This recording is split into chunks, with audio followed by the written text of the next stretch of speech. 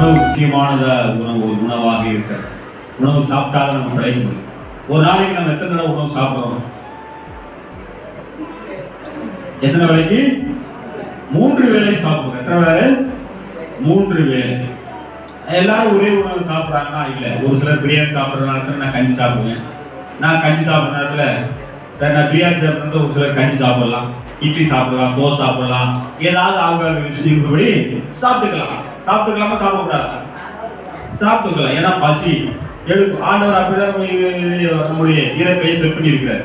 ஆட்டோமேட்டிக்காக பசிக்காம போது புசிக்கணும், வேற வழி இல்லை. அதை அப்படியே செஞ்சா சிலருக்கு பசியே தாங்க முடியாது. ஏதாவது சாப்பிட்டா நல்லா இருக்கலாம், ஏதாவது கிடைச்சா நல்லா இருக்கும். சிலருக்கு பசி இருக்கும், ஆனால் சிலருக்கு சாப்பாடே கிடைக்காது, பரிசு கிடைக்காது. சில கஷ்டத்தில் இருப்பாங்க.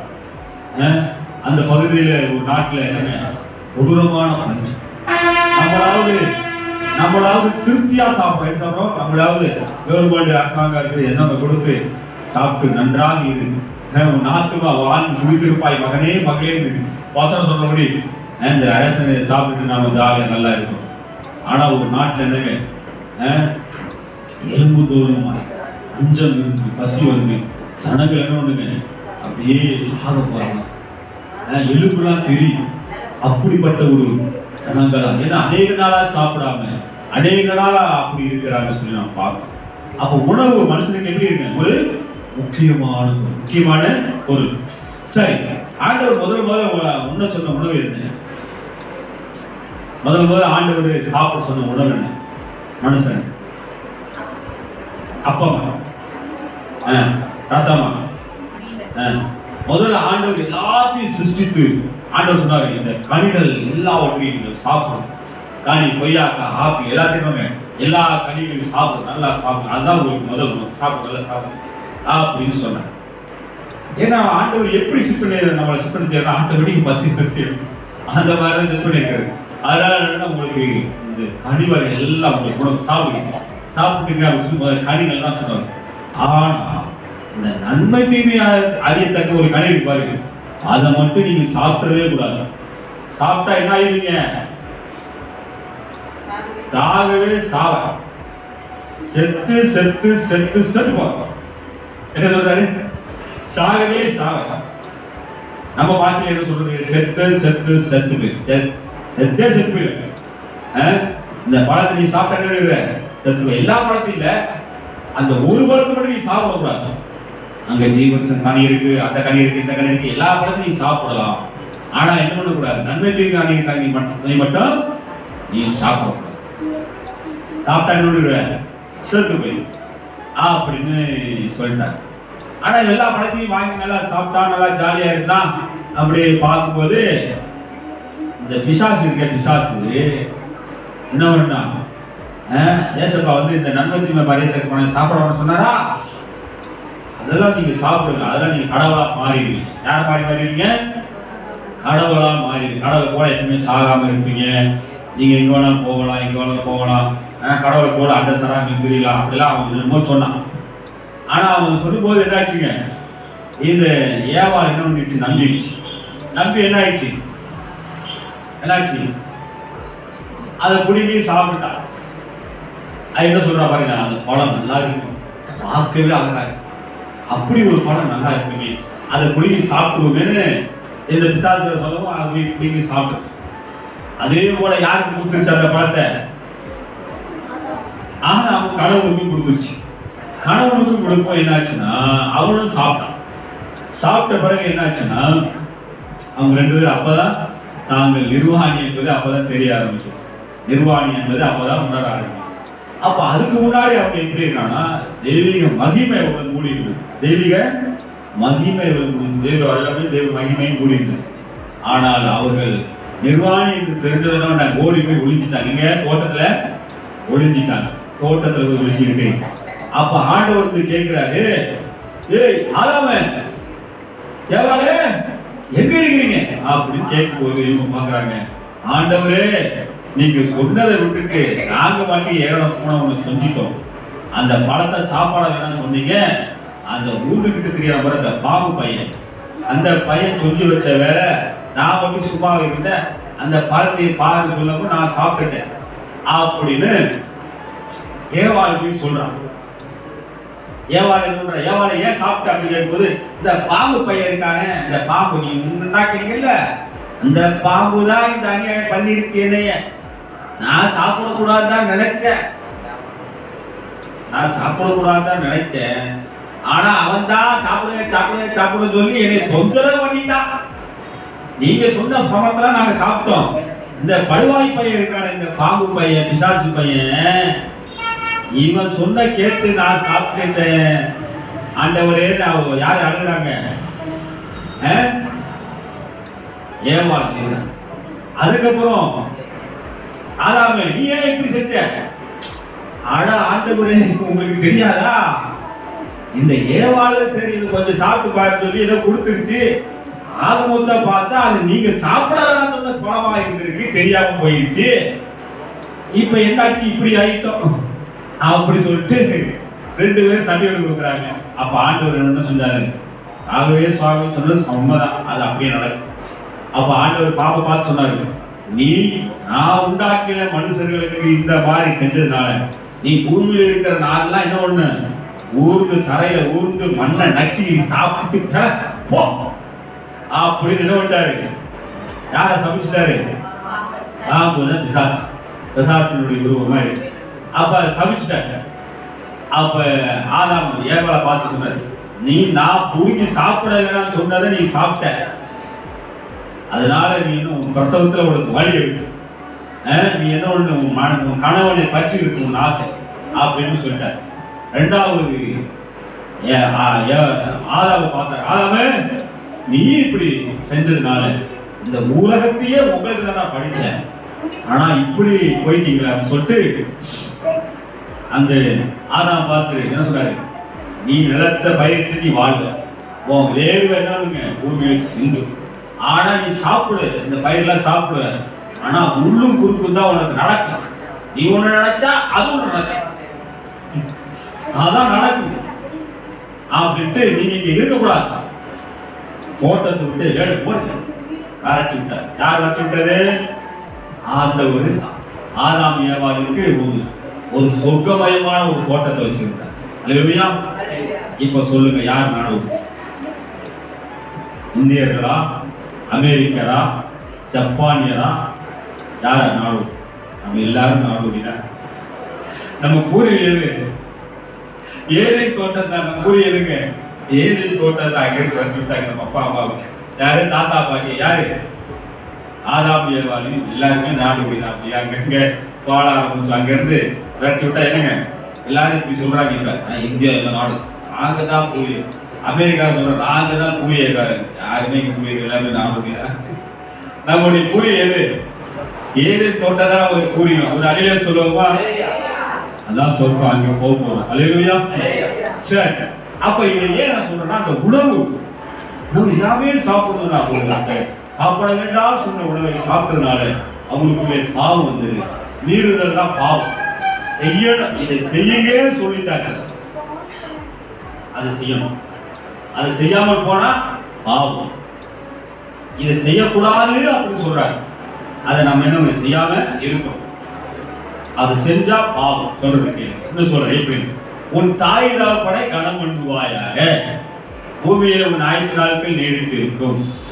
இது எல்லாருக்கும் ஒரு கட்டளை. இது என்னன்னு இதை சொல்லுறாங்க, இந்த செய்யணும். அல்லேலூயா. இன்னொரு கட்டளை ஒன்று ஆண்டு சொல்றாங்க, விபச்சாரம் செய்யாது இருப்பாயாக. இது செய்யக்கூடாது.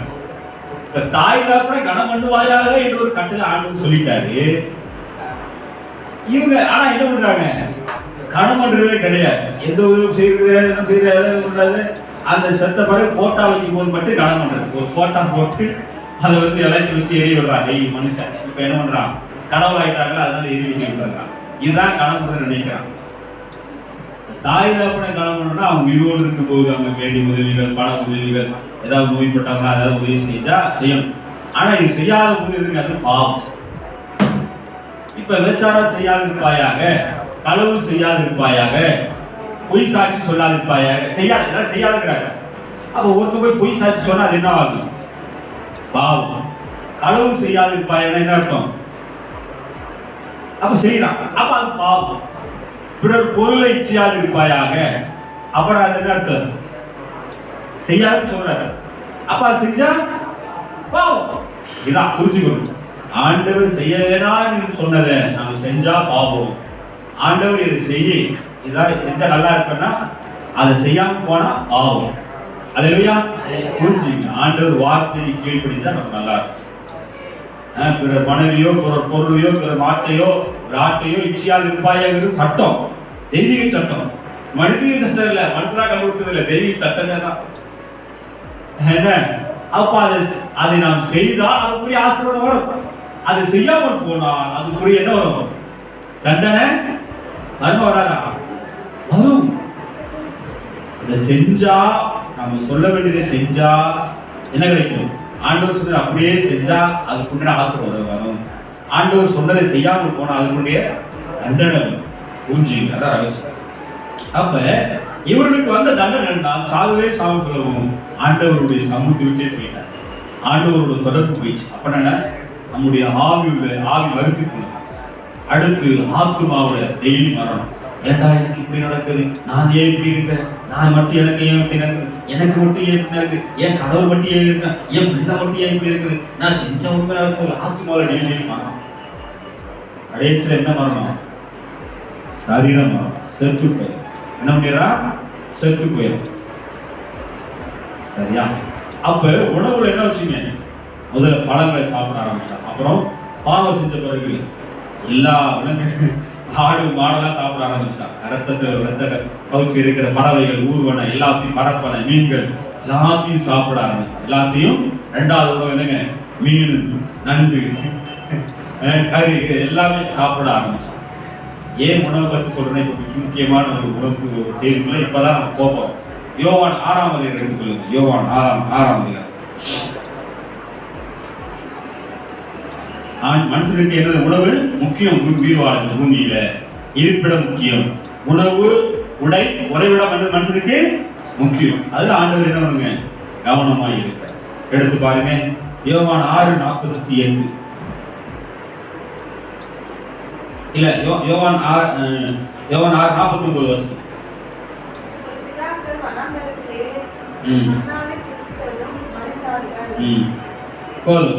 யோவான் 6:5 வாசி.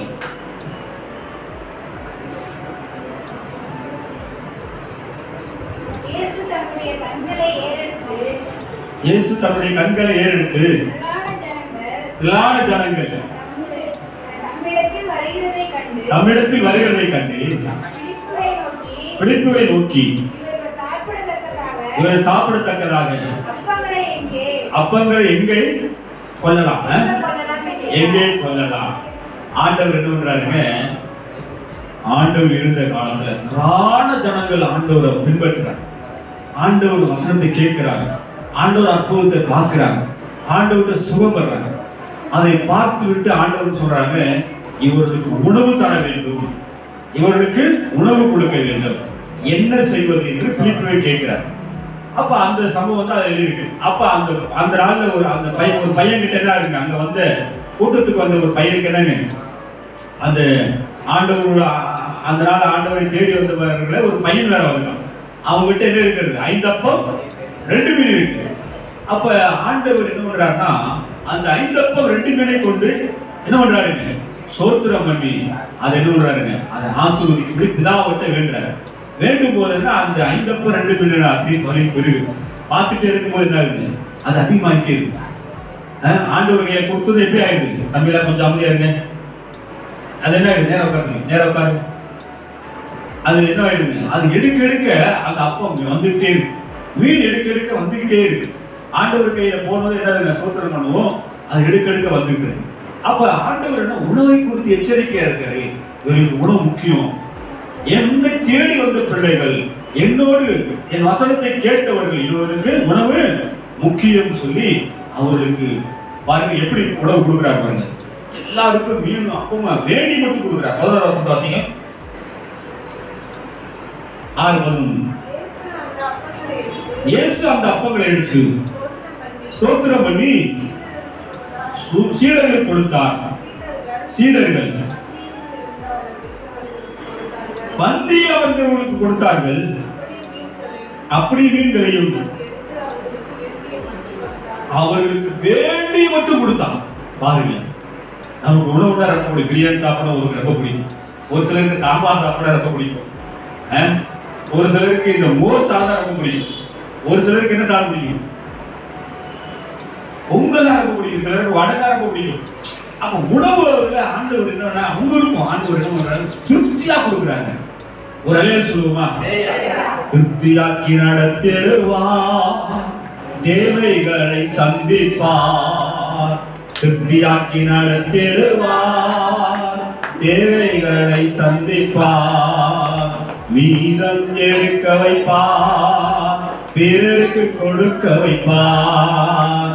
மீதம் எடுக்க வைப்பார், பிறருக்கு கொடுக்க வைப்பார். ஆடி கொண்டாடுவோம், ஓடி நன்றி சொல்லுவோம். கையெழுதி ஆடி கொண்டாடுவோம், ஓடி நன்றி சொல்லுவோம். அல்லேலூயா. அப்ப திருப்தியாய் நடத்துகிறார். உணவர்கள் பாத்தீங்களா, ஆண்டவருடைய உணவு கொடுக்க நல்ல உணவு. ஆண்டவரை தேடுகிறவர்கள் பட்டினியா இருக்கிற உணவு. இது ஒரு சம்பவம். ஆண்டவரை தேடி வருபவர்களுக்கு சுகம் கொடுக்க ஆண்டவரை என்ன பண்ற, பாதுகாப்புறார், காப்பாற்றுறதெல்லாம் நம்ம பார்க்கணும் என்று சொல்லி நாம் பார்க்கிறோம். சரியா? அப்ப அவர் என்ன பண்ணாங்க, நல்லா போஷித்தார் ஆண்டவர். போஷித்து மீத 12 கோடி இடத்துல சொல்லி வாசிக்க சொல்லி பார்க்கிறோம். இப்ப இன்னொரு உணவை பார்க்கிறோம். யோவான் 6:49 பாருங்க. யோவான் 6:49 வாசிங்க. உங்கள் பிதாக்கள் வனாந்திரத்திலே மன்னாரை புசித்து மரித்தார்கள். கவனிக்கணும், இங்க மீனை சாப்பிட்டாங்க, அப்பங்க சாப்பிட்டாங்க, திருப்தியா போனாங்க, திருப்தியா இருந்தாங்க அந்த இயேசு காலத்துல. ஆனா வனாந்திரத்தில உங்களுடைய பிதாக்கள் என்ன பண்ணாங்க, மன்னாவை புசித்தார்கள். புசிக்கும் போது என்னாச்சுங்க, ஆனால் மரித்தார்கள். ஏங்க புசிச்சா எப்ப சாதனை போறாங்க, சாப்பாடு சாப்பிட்டா என்னங்க கொஞ்ச நாள் கழிச்சு நம்ம சாதனை போறோம் அப்படின்னு நம்ம நினைக்கிறோம். ஆனா இங்க இதுல என்ன போட்டிருக்குன்னா, அந்த மன்னாவை புசித்தவர்கள் மரித்தார்கள் போட்டிருக்கு. ரைட்டா? அந்த மன்னா யாரோட உணவு? தூதரின் உணவு. தூதர் உணவு யாரு கொடுத்தாங்க? அந்த நாள்ல அந்த மோசே ஜனங்களை நடத்தி சென்ற ஜனங்களுக்கு எல்லாருக்கும் ஆகும், இவங்களுக்கெல்லாம் பிள்ளைகளுக்கெல்லாம் நல்ல சாப்பாடு. 40 வருஷமா அந்த மன்னா வானத்திலிருந்து விழுது. அதை எடுத்து சமைக்கலாம், என்ன பண்ணலாம், பணியாரம் சுடலாம், தோசை சுடலாம். ஆனா அது எப்படி இருக்கு டேஸ்ட்? வெறும் வாயில கூட சாப்பிடலாம். அது எப்படி இருக்கு? தேனில் சுடப்பட்ட பணியாரம் போல இருக்குமா? எப்படி இருக்கும்? அவ்வளவு டேஸ்டான சாப்பாடு. ஆனா அதெல்லாம் சாப்பிட்டுட்டு வனாந்திரத்துல என்ன பண்ணிட்டாங்க, செத்துட்டாங்க. எல்லாம் என்ன பண்ணிட்டாங்க, செத்து போயிட்டாங்க. என்ன வாசை? ஆமா, நோய் வாழ்க்கை வந்தா சாகதான் செய்வாங்க. நோய் வந்தா என்ன பண்ணுவாங்க, சாகதான் செய்வாங்க. இல்ல வயசாயிட்டா செத்து தானே போவாங்க அப்படி நம்ம நினைக்கிறோம். ஆனா அதெல்லாம் இங்க இருந்தது. ஆண்டவருக்கு கோபம் ஊட்டுனாங்க, சாப்பிட்டாங்க. ஆனா என்ன பண்ணாங்க, கோபம் ஊட்டினாங்க. நம்மளும் என்ன பண்றோம், சிலர் அப்ப எடுக்கிறோம். ஆனா ஆண்டவர் சொல்றது விட்டுட்டு எனக்கு கூட செஞ்சு கோபம் பண்றது. கோபம் ஊட்டக்கூடாது. அப்ப கோபம் ஊட்டும் போது என்ன ஆச்சுன்னா, அவங்க போக வேண்டிய ஊர் எந்த ஊரு? கானான் தேசம். கானான் தேசத்துக்கு போக பாதியில செத்து போயிட்டாங்க. அதுதான் இங்க எழுதியிருக்கு. மன்னா, உங்க பிதாக்கள் மன்னாவை புசித்தார்கள், ஆனா என்ன பண்ணாங்க, மரித்தார்கள். நான் பாஸ்டர் இது வரைக்கும் நல்லா தானே சொல்லிக்கிட்டே இருந்தேங்க, இப்ப என்ன சாப்பாடு தானே நமக்கு நல்லது, செத்து போன்னு சொல்றீங்களே அப்படின்னு நம்ம கேட்கல. வயதானாவோ இல்ல நோய் வாய்ப்பட்டோம் நம்ம செத்துருவோம். ஆனா ஆண்டவர் கொடுக்குற சாப்பாடெல்லாம் சாப்பிட்டுட்டு ஆண்டவருக்கு கீழ்ப்படியாம போனா இடையில செத்து போவோம். அதான் சொல்லப்படுது. அப்ப இடையில செத்து போறேன்னா அவங்க இடையிலேயே என்ன பண்ணாங்க, ஆண்டவருக்கு கோபம் ஊட்டினாங்க, ஆண்டவருக்கு சொன்னதை கேட்கல, ஆண்டவருக்கு பிரியமா நடக்கல. அப்ப அந்த உணவை சாப்பிட்டுனாங்க. அவங்க என்ன பண்ணாங்க, ஆண்டவர் சொல்ற வார்த்தையை கேட்டாங்க. ஆண்டவருக்கு கீழ்ப்படியாம போயிட்டாங்க. அதனால என்னவாங்க, கானான் தேசத்துக்கு போகாம பாதியிலே என்ன பண்ணிட்டாங்க, கடந்து போயிட்டார்கள். அவங்க பிள்ளைகள் மட்டும் தான் கானான் தேசத்துக்கு போனாங்க என்று சொல்லி நான் பார்க்கிறோம். ஆனா இன்னொரு உணவை நம்ம பார்க்க போறோம். பார்த்தீங்களா, ஆனா இப்ப நம்ம சாப்பிடுற உணவுல என்னதுங்க, இப்ப நோய் வர கொண்டு வரும். சுகரா மாறிடும், சுகராவும் மாறிடும் இல்லையா, மாறிக்கூடியதான் இருக்கு. இப்போ இன்னொரு உணவு பார்க்கும் பாருங்க, யோவான் 6:48 வாசிக்கு. இன்னொரு உணவு, இன்னொரு சாப்பாடு இருக்கு. அந்த சாப்பாடு ஜீவ அப்பம் நானே. அப்படி என்னங்க, உயிருள்ள உணவு நானே. நம்ம இன்ன வரைக்கும் நினைச்சிட்டு இருந்தோம் பிரியாணினால தான் நான் வாழ்ந்துட்டு இருக்கிறேன், தோசை சாப்பிட்றதுனால நான் வாழ்ந்துட்டு இருக்கிறேன், கஞ்சி சாப்பிட்றதுனால வாழ்ந்துட்டு இருக்கிறோம் அப்படின்னு நினைக்கிறோம். ஆனா உயிருள்ள அப்ப எதுவா, இயேசு.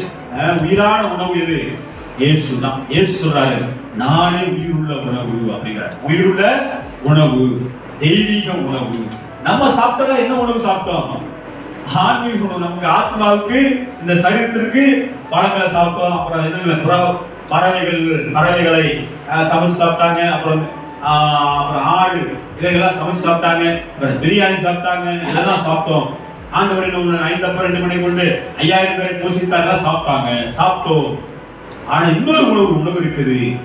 அது என்னதுங்க, தெய்வீக உணவு. என்ன உணவு, தெய்வீக உணவு. அதனால ஆண்டவர் சொன்னார் நானே ஜீவ அப்பண்டா. ஜீவ அப்பண்டா என்ன, நானே தெய்வீக உணவு. இதை நாம் அழுது புசிக்கணும். ஆண்டவர் சொல்றார் பாருங்க, நானே தெய்வ உணவு சொல்லிட்டாரு. சொல்லிட்டு என்ன சொல்றாரு பாருங்க, 51 வாசிங்க. நானே வானத்திலிருந்து இறங்கின ஜீவ அப்பம், இந்த அப்பத்தை புசிக்கிறவர் என்றென்றைக்கும் பிழைப்பான். நான் கொடுக்கும் அப்பம் உலகத்தின் ஜீவனுக்காக நான் கொடுக்கும் என் மாமிசம் தான் என்னது, ஜீவாப்பம். இந்த பூமியில அவர் சரீரமா எடுத்து வந்த, மனுஷ சரீரம் எடுத்து வந்ததுதான் ஜீவ அப்பமாக நம்ம கொடுக்கிறார். ஏன் அது ஜீவ அப்பம்னு சொன்னார், உயிருள்ள அப்பம்னு சொன்னார் அப்படின்னா, நமக்குள் உயிர் இருந்துச்சு. என்னாச்சுங்க, நாம் பாவத்திலும் அக்கிரமத்திலும் மரித்து போனோம். எப்ப ஆதாம் எப்ப பாவம் செஞ்சாரோ அப்ப என்னாச்சுங்க, பாவத்தில் மரித்து போனோம். நம்ம சும்மா உயிர் இருக்கு, அவ்வளவு ஆத்மா உயிர் இருக்குது. ஆனா அது தெய்வீக உயிர் அல்ல, அது பரலோகத்துக்கு சேர்க்கிற உயிர் அல்ல, அது நரகத்துக்கு சேர்க்கிற உயிராக நமக்கு உயிர் இருக்கிறது, ஆத்மா. அப்ப நமக்குள்ள ஜீவன் இல்லாம இருந்தது, ஜீவன் எனக்கு உயிர் இல்லாம இருக்கு. என்னன்னா தெய்வீக உயிர் நமக்குள்ள இல்லாம இருந்தது, தெய்வீக உறவு இல்லாம இருந்தது. அதனால என்னடா, என்னை புசிக்கிறவர் மரித்தாலும் பிழைப்பான், நானே மெய்யான ஜீவாப்பம் அப்படிங்கிறார். அப்ப நாம பிரியாணி சாப்பிடுறோம், எல்லாம் செய்யறோம். ஆனா உண்மையான உணவு எதுதான், அப்ப உயிரை நமக்கு சில நேரம் உயிரை எடுக்கிற உணவா இப்ப மாறிடுச்சு. உணவு வகை எப்படி மாறிடுச்சுங்க, உயிரை எடுக்கிறதாக உணவு வகை மாறிடுச்சு. நீங்க அதிகமா நீங்க சாப்பாடே சாப்பிட்டு என்ன இருங்க, சுகர் வந்துடும். என்ன வந்துடும், சுகர் வந்துடும். அது என்னங்க, நமக்கு ஜீவனை கொடுக்கிற ஒரு சாப்பாடு இப்ப எப்படி ஆயிருங்க, உயிரை எடுக்கிற உணவா மாறிடுச்சு. ஆனால் இயேசு கிறிஸ்து நமக்கு கொடுத்த தன்னுடைய சரீரம் நமக்கு ஒரு உணவாக இருக்கிறது என்று இங்க சொல்லப்பட்டிருக்கிறது. அதனால வாசிங்க, மெய்யான ஜீவன். 53 வாசிங்க. அதற்கு இயேசு அவரை நோக்கி,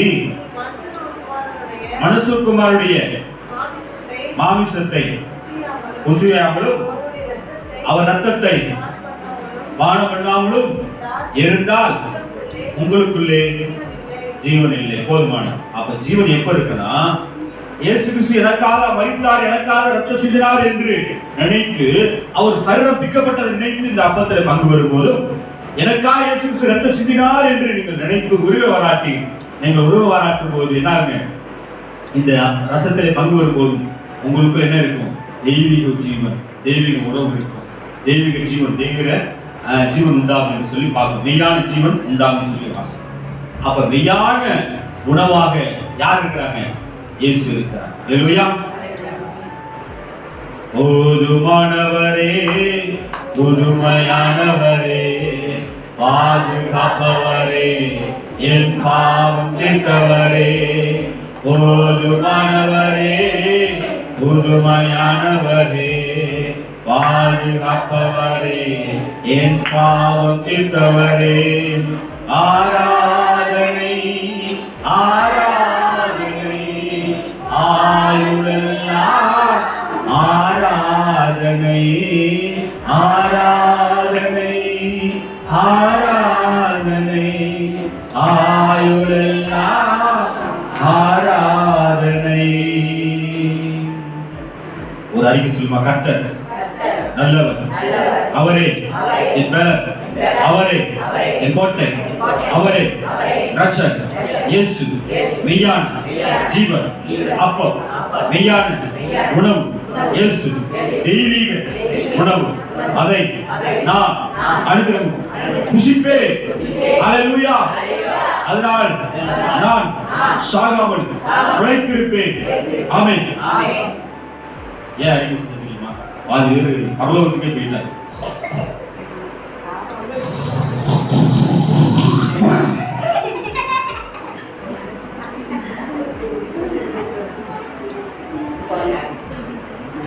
செய்தி கொடுக்கும் போதே பாதி பரலோகத்துக்கு போயிட்டு என்ன செய்யுதுன்னா, தகப்பானே நான் என்ன செய்வேன்?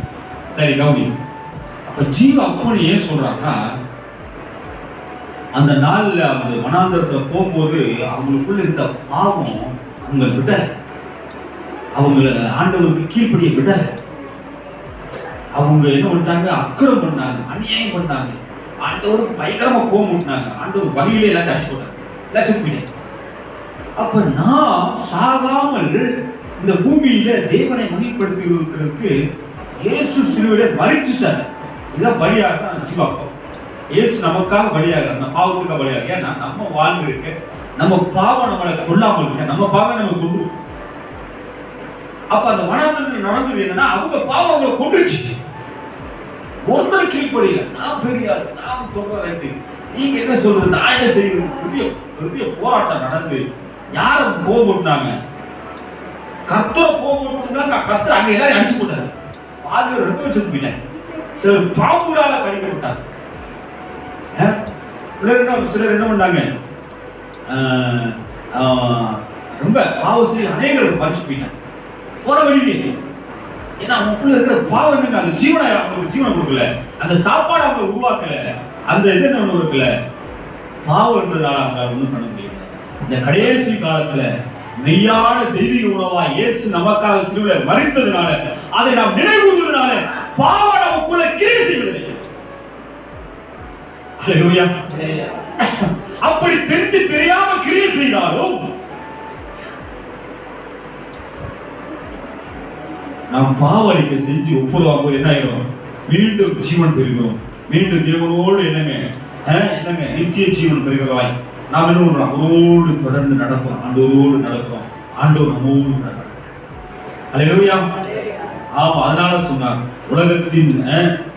உலகத்திற்காக என் சரீரத்தை நான் என்ன பண்றேன், உலகத்திற்காக கொடுக்கிற அப்பம் என்னதுங்க, என்னுடைய சரீரம் சொல்லுங்க. அல்லேலூயா. பாருங்க 54 வசனம். என் மாமிசத்தை புசித்து என் ரத்தத்தை பானம் பண்ணுகிறவனுக்கு நித்திய ஜீவன் உண்டு. அப்ப இந்த அப்பத்திலும் ரசத்திலும் ஏன் பங்கு பெறுகிறோம்? சும்மா ஒரு சடங்கல்ல. இயேசு எனக்கு மரித்தார், ரத்தம் சிந்தினார், இல்லன்னா நான் எப்பயோ செத்துருப்பேன். அதை நான் நம்பாம போனா நரகத்துலதான் கிடப்பேன்.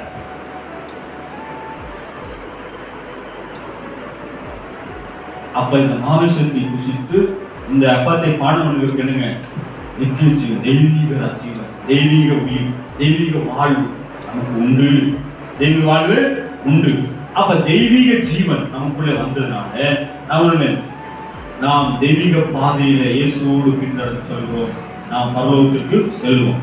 அடுத்து யோசிக்கிறோம், மெய்யான அப்பமாகவும் மெய்யான போஜனமாகவும் மெய்யான பானமாகவும் இருக்கிறது சொல்லி வாசிக்கிறோம். 56 வசனம். என் மாமிசத்தை புசித்து என் ரத்தத்தை பானம் பண்ணுகிறவனுக்கு என்னில் நிலைத்திருப்பான், நான் அவனில் நிலைத்திருக்கிறேன்.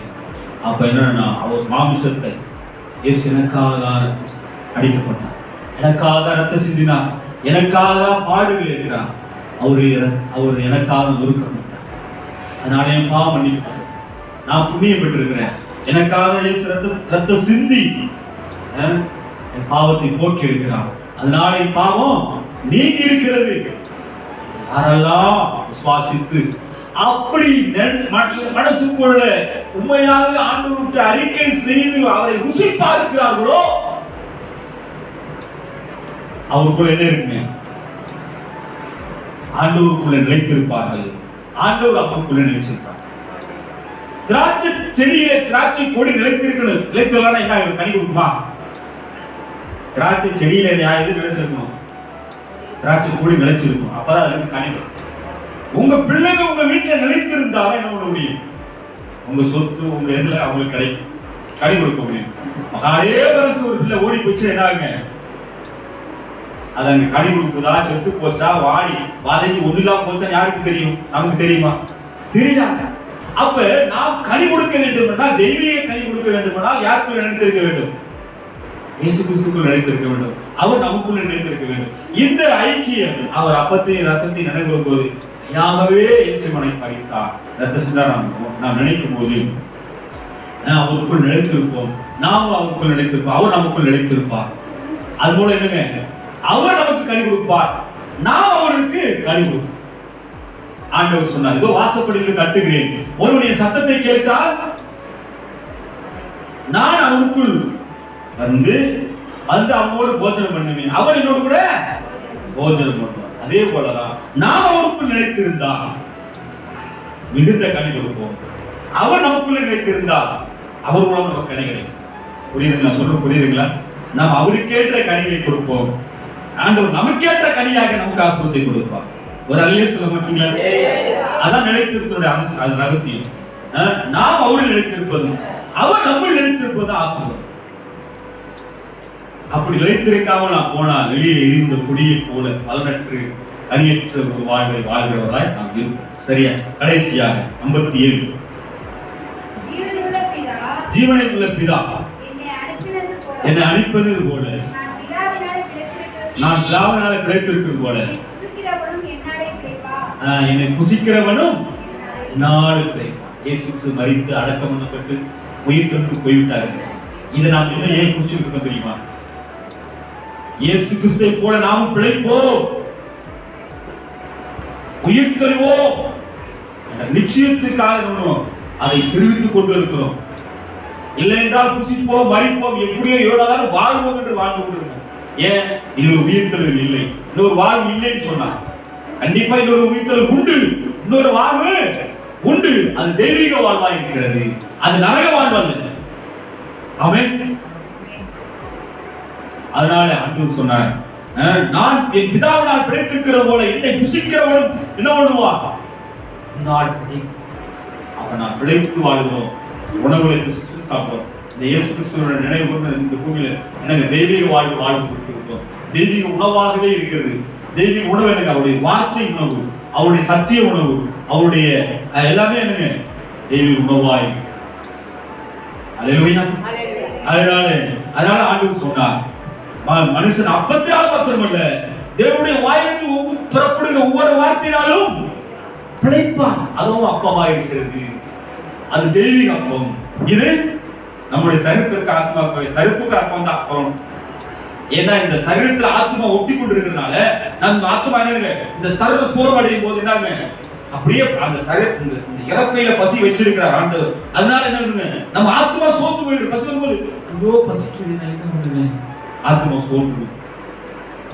பிரியாணி சாப்பிட்டா என்ன நம்ம ஆத்மா அப்படியே சந்தோஷப்படும். நான் கூட தெரியுமா இன்னைக்கு நான் பிரியாணி சாப்பிட்டேன், சந்தோஷப்படுதா இல்லையா?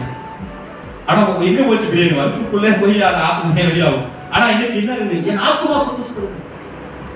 இந்த பசிக்கு என் பசி ஆண்டவர் அந்த சரீரத்தில் வைத்திருக்க அந்த பசிக்குரிய உணவாக இருக்கிறது. ஆனா ஆத்மாவை உயிர்ப்பிக்கிறது உணவு எதாக இருக்கிறது?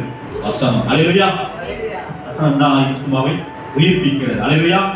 அதனால ஆண்டவர் சொல்றாரு, என்னை புசிக்கிறவன் என்ன மரித்தாலும் பிழைப்பான். நான் பிதாவினால் பிழைத்திருக்கிறது போல அவனும் பிழைப்பான். அப்ப நாம் பிழைத்திருக்கிறோம், நாம் பிழைத்திருக்கிறோம், நாம் உயிர்ப்பிக்கப்பட்டிருக்கிறோம். ஆவியில ஆத்மாவோடு உயிர்ப்பிக்கப்படுகிறோம். இனி சரீரத்தில் நாம் உயிர்ப்பிக்கப்பட்டு பிழைக்கப்பட்டு தேவனோடு என்று வாழ்வோம்.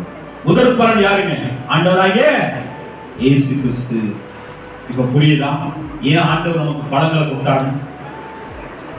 ஏன் ஆண்டவர் நமக்கு பிரியாணி கொடுக்குறாரு? ஏன் ஆண்டவர் நமக்கு எது கொடுத்தாரு? 2 அப்பா 5 மணி கூட்டி 5000 பேருக்கு வச்சார். திருப்தியா சாப்பிட வச்ச எதுக்கு தெரியுமா? இதை விட இன்னொரு உணவு இருக்கிறது, தெய்வீக உணவு. அவர் அது ஜீவ அப்பமாக இயேசுதான். அவர் சொன்னபடி நட, அவர் சொன்னபடி செய். அதுதான் ஜீவ வார்த்தை. அவர்தான் ஜீவ அப்பம், அவர்தான் தெய்வீக உணவு. அதே அதிகமா உட்கொள்ள பாரு, அதன்படி செய்ய பாரு, அதன்படி வாழ பாரு. அதுதான் தெய்வ உணவு, அதுதான் ஜீவனை அதிகமாய் கொடுக்கும். இப்ப வர உணவுலாம் எனக்கு ஜீவனை எடுக்கும். கொஞ்சம் அதிகமா சாப்பிட்டா எதுங்க? புற்றுநோய், உடல் புற்றுநோய். கொஞ்சம் அதிகமா சாப்பிட்டா சுகர், கொஞ்சம் அதிகமா சாப்பிட்டா குண்டாயிருவீங்க. இன்னும் கொஞ்சம் அதிகம் சாப்பிட்டாங்க மூட்டு வலி வந்துடும். கொஞ்சம் அதிகமா சாப்பிட்டா அட்டத்தைக்கே வந்து இருக்கிற உணவெல்லாம். ஆனா தெய்வீக உணவு எது? இயேசு. அதைப்படி செய், அவர் சொல்படி கேளு, அவர் வார்த்தையை இந்த வாரந்தோறும் இந்த அப்பம் வைக்கிறதுல அனுதினம் பங்கு கொண்டு ஒன்று இந்த அப்பத்திலும் அதான் சொல்றாரு, மாமிசத்தை புசித்து ரத்தத்தை பானம் பண்ணுகிறவர்களுக்கு நித்திய ஜீவன் உண்டு, அழிவில்லாத ஒரு தெய்வீக வாழ்வு உண்டு. இது ஆன்மீக வாழ்வு. இந்த பூமியில கொஞ்ச காலம் நித்தியமா இருக்கு, நமக்கு ஒரு வாழ்வு இருக்கு, நித்தியமா இருக்கு ஒரு வாழ்வு இருக்கு. அல்லேலூயா. ஆண்டவர் அந்த ஒன்றே ஒரு சொல்லி முடிச்சாரு. ஆதியாகமத்துல 3 அதிகாரத்திலே வந்துங்க 3 ராஜ்யம் உண்டு. முதல் அதிகாரத்துல சொல்றாங்க, ஆண்டவர் தெய்வீக ராஜ்யத்தின்படி எல்லாத்தையும் உருவாக்குறாங்க. வானம் உண்டாவதாக, பூமி உண்டாவதாக. அதான் தெய்வீக ராஜ்யத்தினுடைய ரகசியம் உண்டாகும். 2வது வருஷத்துல சொல்றான், என்ன சொல்லப்பட்டிருக்கிறது? மண்ணினால் உண்டாக்கி அவருக்குள் ஜீவ சுவாசத்தை உருவாக்குறாங்க. ஜீவ சுவாசம் என்னது ஆச்சு? ஜீவாத்மாவான. அப்புறம் என்ன அர்த்தம்? ஆத்மா அப்பதான் வருது. 2வது அப்பதான் என்னங்க? ஆன்மீக ராஜ்யம் உருவாக்கு. முதல் ராஜ்யம் இது தெய்வீக ராஜ்யம். வானத்தையும் பூமி தேவன் ஆதியிலே வானத்தையும் பூமியும் சிருஷ்டித்தார். முதல் அதிகாரம் முழுவதும் என்னதுங்க? தெய்வீக ராஜ்யத்தை குறிக்கிறது. 2வது ராஜ்யத்தில் என்ன வருகிறது? மண்ணில் இருந்து உருவாக்கி அவன் மூக்குக்குள்ளே ஜீவ சுவாசத்தை ஊதினான், அவன் ஜீவ ஆத்மாவானா. அப்புறம் என்னாச்சு? ஆத்மா ஆன்மான உள்ள வந்துருச்சு. நான் எப்படி ஆகிட்டேன்? ஆன்மீகவாதியா மாறிட்டேன். ஆன்மீக ராஜ்யம் கேட்டா 3வது என்ன ராஜ்யம் வருது? மனுஷிய ராஜ்யம். இந்த பிசாசு வர்றானா இல்லையா? 3வது ராஜ்யத்துல கர்த்தர் உண்டாக்கிய சகல சிருஷ்டிகளிலும் சர்ப்பம் எப்படி இருந்ததா? தந்திரம் உள்ளதா இருந்தது பிசாசு. அதான் மனுஷிய ராஜ்யம். பாவம் செய்ய தூண்டுறது, பாவத்துல இவனை தள்ளுறது, இது பிசாசோட வேலை. புரியுதுங்களா? இந்த 3லே 3 ராஜ்யம் வந்து. ஆனா என்ன பண்ணுவீங்க? தெய்வீக ராஜ்யம் இது என்ற நிலை. அல்லேலூயா. அதனால தெய்வீக ராஜ்ய பிள்ளைகளா நம்ம ஆண்டவர் உருவாக்கி இருக்கிறார்.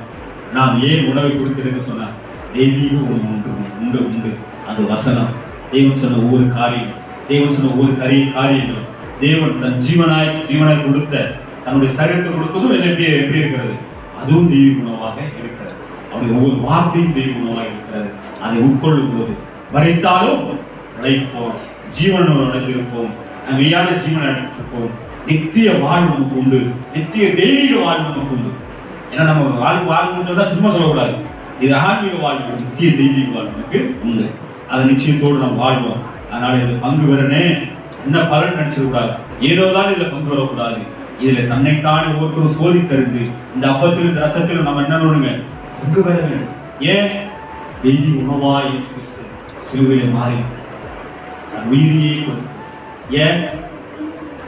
நாம் தெய்வீக உயிரை பெறுவதற்கு, தெய்வீக சரீரத்தை பெறுவதற்கு, தெய்வீக வாழ்வு பெறுவதற்கு, தெய்வீக சித்தத்தை நிறைவேற்றுவதற்கு, தெய்வீகம்னா இன்னொரு தான் அதோடு அறிந்து வாழ்வதற்கு தான் அவர் தெய்வீக உணவாய் வழியா. அல்லேலூயா. நம்ம சோதி திறந்ததில் பங்கு பெறுவோம், அந்த அப்பத்தில் பங்கு வருவோம். தெய்வீக உணவாக இயேசு இருக்கிறார். அவரை நாளோடு யோசிப்போம், அவரை போற்றுவோம், வாழ்த்துவோம், அவர் சொன்னபடி வாழ்வோம். கர்த்தர் தாம் இந்த சிந்தனையை நம் அனைவருக்கும் ஆசீர்வாதம் தருவாராக. ஆமென். தேவனுக்கு